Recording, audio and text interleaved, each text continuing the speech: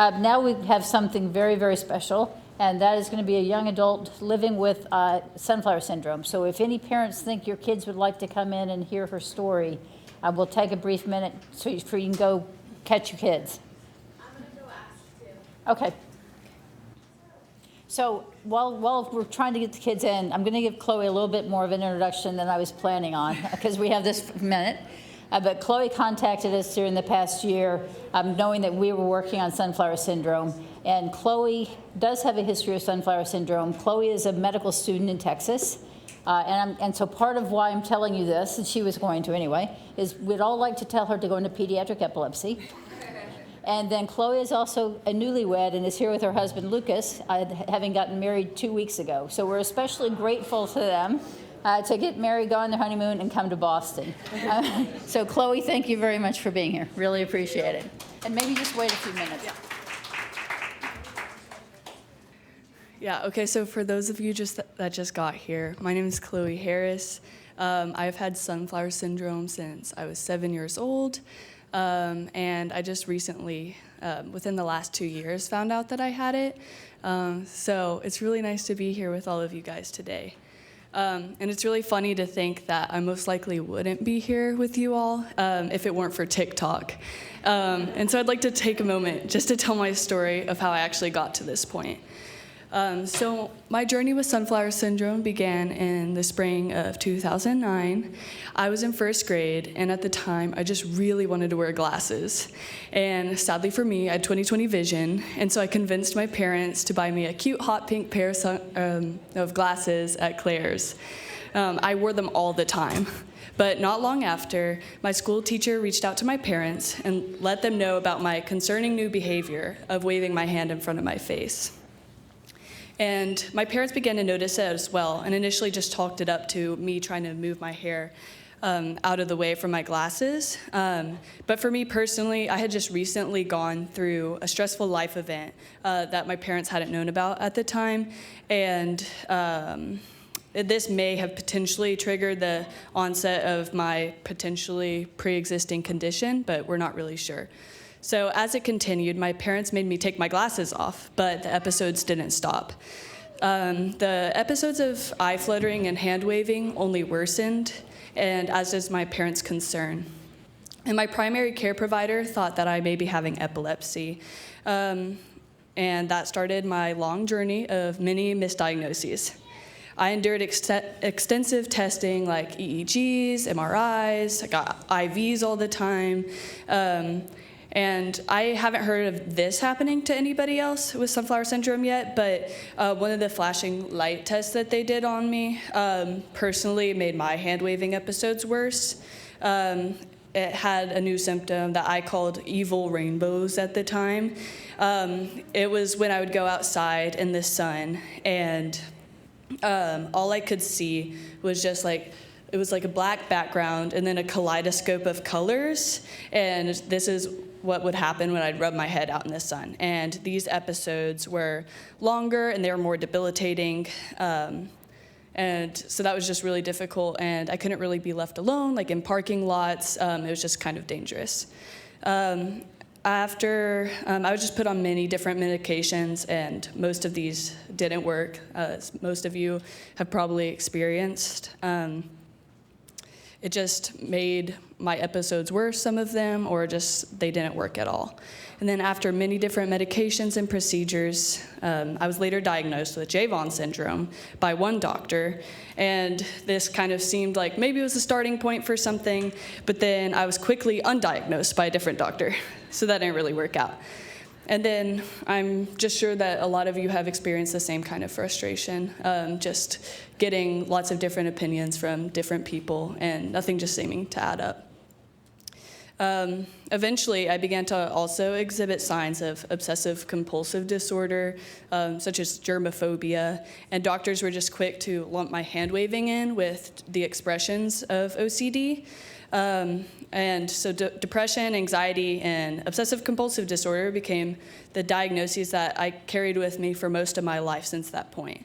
And while some of those diagnoses were true, it masked my true diagnosis of sunflower syndrome. So when I was about 10 years old, I was referred to a psychiatrist that helped lessen the effects of my OCD. And this was one of the most life-changing experiences for me personally because it helped with my OCD and also indirectly improved the sunflower syndrome. He didn't find a cure for SS, but he taught me awareness techniques that majorly improved my hand rubbing. And being aware of my actions allowed me to actually control and stop some of the episodes, which doesn't happen for everybody, but it does happen for some. I was actually able to stop the episodes and stop the hand-waving movements that made the episodes so obvious. So even if there was still like some eye fluttering, I wasn't actually doing the hand-waving, and I was episode-free for an entire year. Unfortunately, the episodes started back, but they were much better than before. So some people might see this as sad, but I was super happy about it, just because my life quality had improved so much because they had gotten better. The episodes were less severe, less frequent, and the evil rainbows had completely disappeared. So I'm thankful to Jesus, a psychiatrist, and to the support of my loving parents for where I am today. I'm living a full life right now, one that my parents feared that I wouldn't get to experience. I'm currently in my second year of medical school, married as of this July, and I can even drive, praise God. I was worried that I wouldn't be able to. And so while I do experience the episodes daily, they're very manageable and less obvious. Many people I meet are surprised to hear that I have it at all. And so perhaps like some of you here, sunflower syndrome wasn't on your radar, and it wasn't for most of my life. In all the years of the doctors trying to figure out what I had, sunflower syndrome was never mentioned. However, on November 17th, 2022, I received a text message from one of my brothers, and he had sent me a TikTok. So I watched the video, and I was just in disbelief. It was a little girl doing the exact same unmistakable hand movement that I've done since I was a little girl. And I just cried as I replayed it over and over. I was in shock, but just at the same time, I felt an overwhelming sense of relief that I wasn't alone. Because as a child, the journey with sunflower syndrome was really difficult for me. It was really hard feeling like there was something wrong with me, especially hearing doctor suspicions that I was self-inducing these events. And just reading my medical records as an adult, it's heartbreaking to see how doctors progress from describing me as a happy, pleasant little girl to a depressed, anxious, and timid child. And my self-confidence took a blow from the teasing from people who weren't educated on sunflower syndrome, and weight gain I experienced from the medications. And I just felt isolated and misunderstood in my struggles, and I had a lot of difficulty fitting in.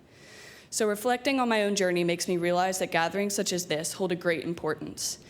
MassGen has provided a space and opportunity to unite so many different types of people through a shared experience. I can't imagine the sense of belonging something like this would have brought me as a little girl who felt so out of place. Even if the expression of my sunflower syndrome were as bad now as they were when I was young, something like this community would and does give me hope. Not just to look for a solution to my problem, but to have found so many others who understand me. We're designed for community, and this is such a special expression of that. I pray that you all take heart as there are lessons to be learned in the struggle. I've grown so much as a result of the challenges that I've faced with sunflower syndrome, and I have faith that you or your child can do the same. We cannot grow when we're comfortable, and so we can use this as a unique opportunity to push past idleness and step into new horizons. Though the outcomes of our future are not always certain, teams of medical professionals like this are paving the way for us. And with their help, we are getting to understand more about sunflower syndrome, what it is, how it works, and how to treat it. So thank you all for your work. It has a greater impact than you guys could ever imagine. And on behalf of all sunflowers, I want to thank you for your selfless dedication and commitment to helping us all.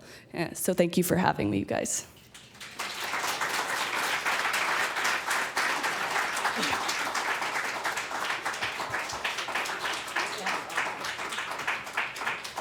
Well, thanks, Chloe. And Chloe will be around because I think one of the big things about these meetings every year are the families being able to meet other families, and especially families of young kids, to be able to hear the journey of these older kids and the experiences they've had. And like I said earlier, what I'm really happy about is diagnoses are being made much sooner now. Still needs to be a lot more awareness.